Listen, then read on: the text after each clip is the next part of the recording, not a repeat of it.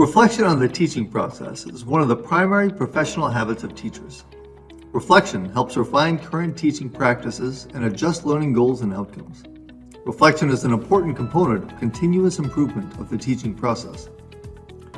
Reflection is beneficial both inside the classroom and out. Reflection's outcomes are active student engagement in the learning process, cultivation of student-parent-teacher relationships, and one's own professional development. Reflection is based on feedback from students, parents, and colleagues, and is valuable at a school level and beyond. When teachers share reflection experiences, they help other teachers refine teaching practices for their students' good. Reflection involves a set of intentional actions. It is important to watch how students communicate and use the learning materials, additionally monitoring and tracking communications with students and colleagues. After all the information is gathered, it is important to look for patterns and reflect. Focusing on one pattern at a time helps the teacher to answer specific questions. More gathered information creates more opportunities for reflection. In addition to observing students in the classroom, it is important to use students' written or verbal feedback and assessment results as information for reflection. A teacher can observe their students informally or formally. Informally, a teacher might take notes while watching how their students work in small groups or breakout rooms online as part of a class activity. With a systematic approach, a teacher would then add to the notes and use them for reflection on the learning activity and the associated student engagement. Feedback from students and parents might be observed, written, or both. Using online resources such as surveys and evaluations help gather feedback.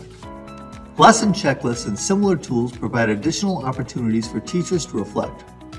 In online environments, run a quick poll and ask students to answer multiple choice or open-ended questions about their learning experience immediately after the class session, or ask their parents for feedback by sending them a link to a survey.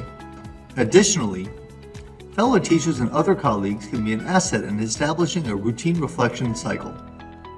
Inviting other teachers and colleagues into the learning experience to make observations is a great way to garner feedback.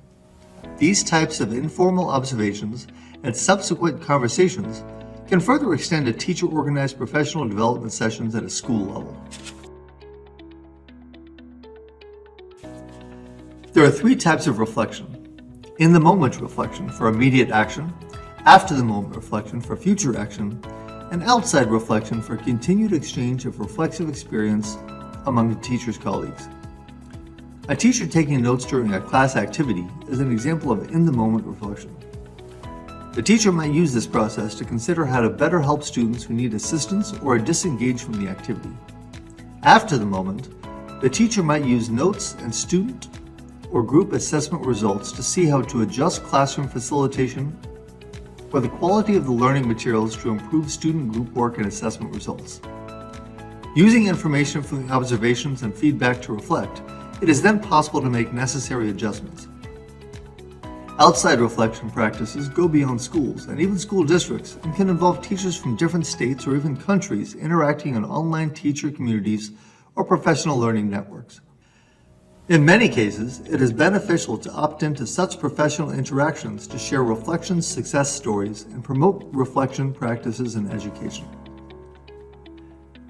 Reflection promotes evidence-based changes in the classroom to advance teaching practices and is one of the cornerstones of a teacher's professional development.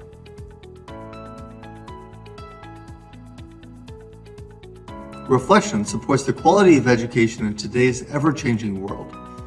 Additional resources on reflecting on teaching practice are available on this webpage. Resources include a printable summary, related examples, articles, blogs, infographics, and videos, and links to other related blended and online teaching hub topics.